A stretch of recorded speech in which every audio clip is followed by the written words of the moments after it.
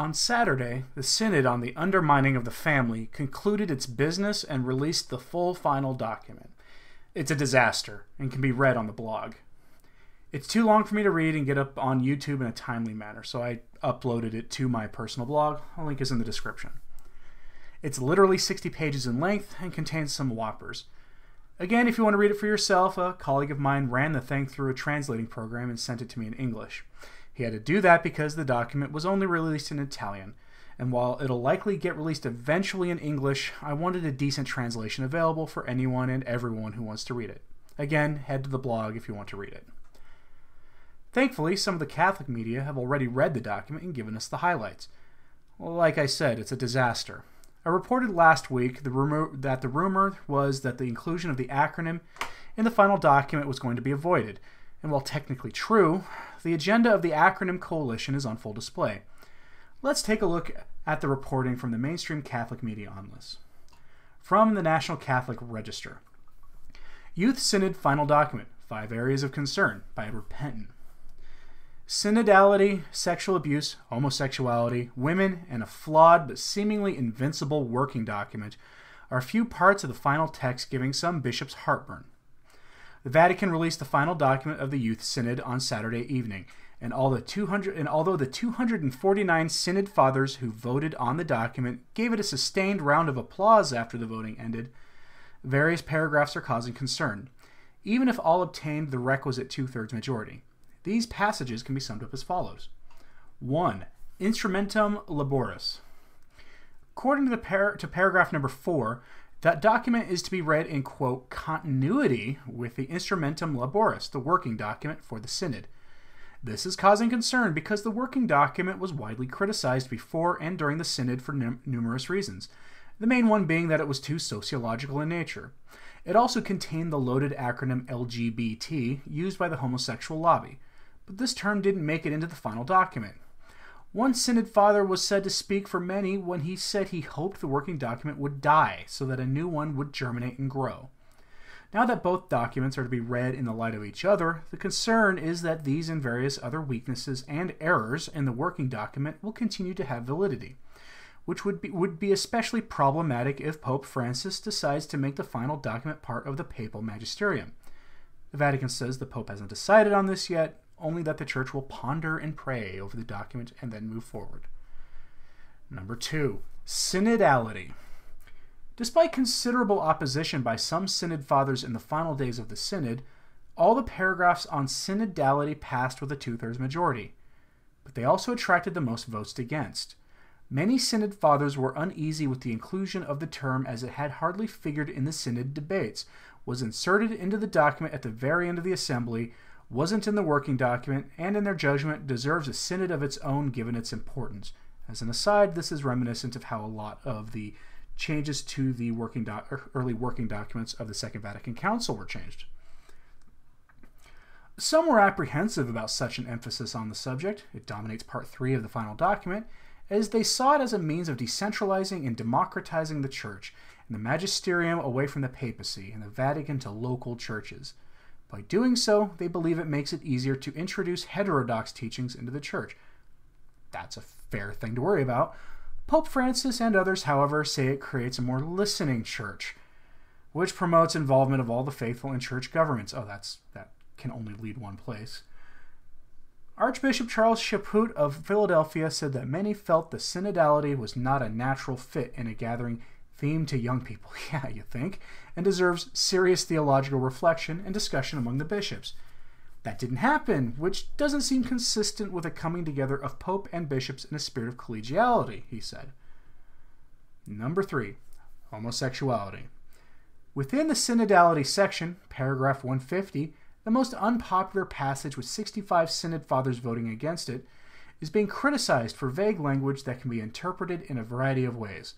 Although more problematic elements of the paragraph were removed from the draft, e.g. 3 references to sexual orientation, a term never used before in church documents, were replaced by just one in quotation marks, it still speaks of sexuality requiring a, quote, deeper anthropological, theological, and pastoral elaboration in multiple but, quote, unquote, appropriate ways.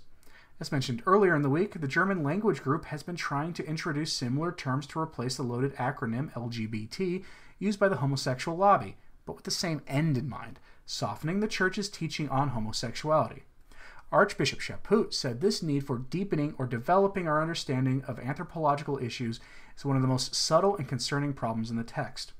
Obviously, he says, we can and should always bring more prayer and reflection to complicated human issues, but added that the church, quote, already has a clear, rich, and articulate Christian anthropology.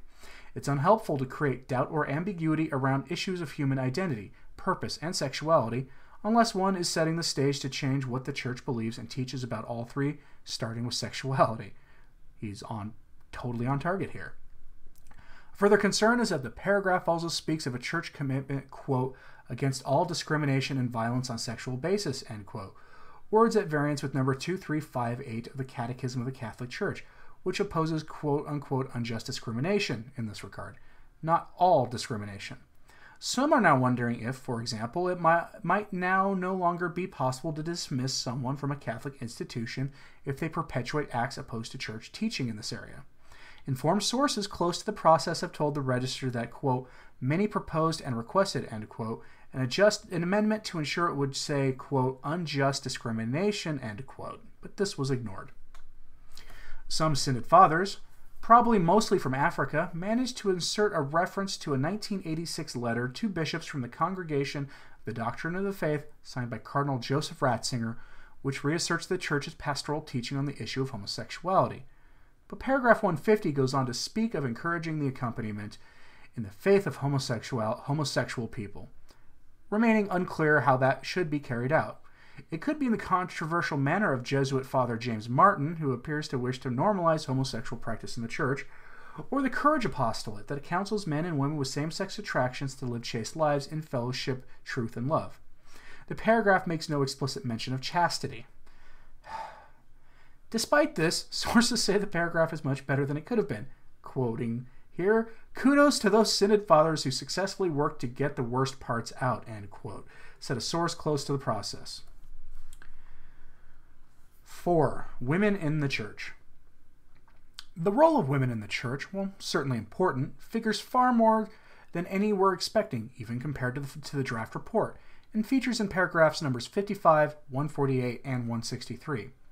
The gist of all these paragraphs, said Synod spokesman Paolo Ruffini, is to give, quote, greater recognition of role of women at all ecclesial levels, including decision-making processes, while, quote, fully respecting the ordained ministry which reflects the way Jesus interacted with men and women in this time, end quote. Critics say this excessive emphasis on the issue that the document calls unavoidable change, wow, is merely a means of paving the way towards the acceptance of women deacons. A Vatican Commission begun in 2016 is continuing to examine the possibility. The ultimate goal, they argue, is women's ordination, although Pope Francis has definitively ruled that out. Yeah, we'll see. During the Synod, various protests were made about the fact that 2 religious male superiors were allowed to vote but not their female counterparts, despite their participation in the Synod. Some are now speculating that this was done deliberately to provoke the protests and thereby justify this emphasis for greater participation of women in the Church at, quote, all ecclesial levels, end quote. 5. Sexual abuse. The passages on clergy sexual abuse were largely unsatisfactory for those Synod Fathers from the countries hardest hit by the crisis. Other bishops, however, thought there was too much of it in the document, and it was best left for the meeting in February. Archbishop Chaput said the passages were, quote, inadequate and disappointing on the abuse matter, and that church leaders outside abuse crisis hit countries, quote, clearly don't understand its scope and gravity, end quote. There's very little sense of heartfelt apology in the text, he said, and clericalism is part of the abuse problem, but it's by no means a central issue for many lay people, especially parents. Despite these concerns, much of the document is to be commended. Archbishop Anthony Fisher of Sydney said it has, quote, some inspiring, even lyrical passages, end quote, while acknowledging some passages, quote, are turgid and repetitive, end quote. Overall, he said, it is far too long to be read by many young people, youth ministers, or clergy, and so summaries and study guides will be needed. Others have said it does not matter how worthy the good parts are if the document's ambiguous passages could be used to present the appearance of a change in church teaching. Ding, ding, ding. Vagueness is always going to be interpreted in the worst way, said a source close to the synod process. I'm glad some people can see that. Further, concerns were related to procedure. Many bishops were frustrated by the lack of advanced translations, especially as they were to vote on the text of a document that could, under new rules, end up as part of the papal magisterium. And a departure from the regulations, the first two parts of the document were read out in the morning with simultaneous audio translations and voted on after lunch. The third part was then read out in the same way and then immediately voted on, without any time for the Synod Fathers to reflect on the text. All paragraphs of the document as presented were passed, Archbishop Fisher said, though not all with equal enthusiasm. The English translation of the document is expected to be published in a few weeks' time, or you can go read it on my blog, link in the description. To begin with, let's refer to something important. When do we resist the bad actions of the hierarchy? According to Pope Innocent III, quoting him directly, it is necessary to obey a pope in all things as long as he does not go against the universal customs of the Church. But should he go against the universal customs of the Church, he need not be followed. That's the bar for resistance to the actions of the hierarchy of the Church. Is that where we are? Almost certainly. It should be obvious at this point that the Church is in the hands of revolutionaries who find Catholicism inadequate and want to make a new church and new religion in their image. What they propose is grossly incompatible with the Catholic faith. The proof of this is found in the continued watering down and outright changing of church teaching. We saw this with the death penalty, of which I am no fan generally in the context of the American justice system, while I can see how it can be justly applied in accordance to the teachings of the Church.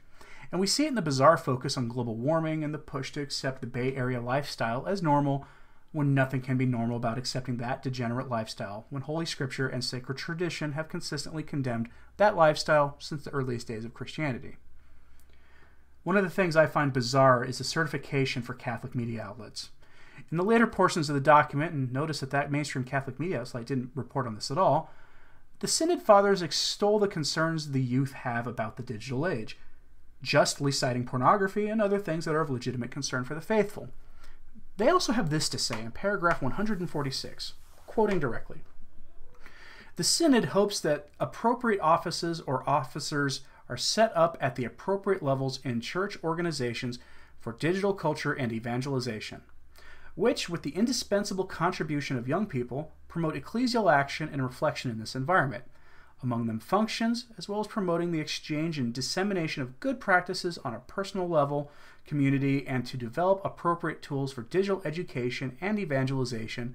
They could also manage certification systems for Catholic sites to counteract the spreading of fake news regarding the Church. Or looking for ways to persuade the public authorities to promote increasingly stringent policies and instruments for the protection of the public minors on the web. Wow. That's pretty rich, coming from the same people who refuse to comment on the testimony of Archbishop Vigano personally, or from the people who refuse to acknowledge the true nature of the abuse scandal in the Church. Some have rightly read this as a call for dioceses to create a certification for lay media outlets to ensure that they don't spread, quote, fake news. Reading this in the light of the attack on LifeSite News this week, where secular leftists are working to get that media organization destroyed by cutting off their access to web hosting and payment processors, and you see a disturbing pattern, a desire by the Church to implement similar command and control mechanisms to silence or at least discredit those who stand in opposition to the madness that has overtaken the Church. To be clear, you will never see a certification on my tiny corner of the internet, nor will you see a certification if my work not only continues to grow, but also develops broadly over the long term, as I hope it will.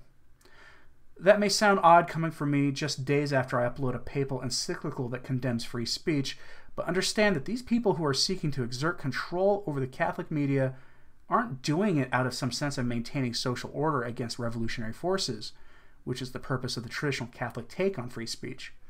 Rather, they take the stance that they do so because they are the revolutionaries. They are revolutionaries in their desire to put women in places of governance in the Church. They're revolutionaries by trying to change the Church's teaching on same-sex attracted persons. And they're obviously revolutionaries as evident by the desire to radically decentralize the Church into this nonsensical synodal governance that they're promoting. So no, you have no reason to trust any Catholic news sites that have any official certification from their archdiocese or from the Vatican when those inevitably start to roll out. In fact, if you see that certification on a website, you might want to take anything you read there with an enormous grain of salt that has lost its flavor. If you like videos like this, like and share this video and subscribe, and click that notification bell below. You can support my work if you want to through Patreon. A link is found in the description below, along with links to my Twitter, the blog, and the Facebook page I manage. For Return to Tradition, I'm Anthony Stein. Viva Cristo Rey.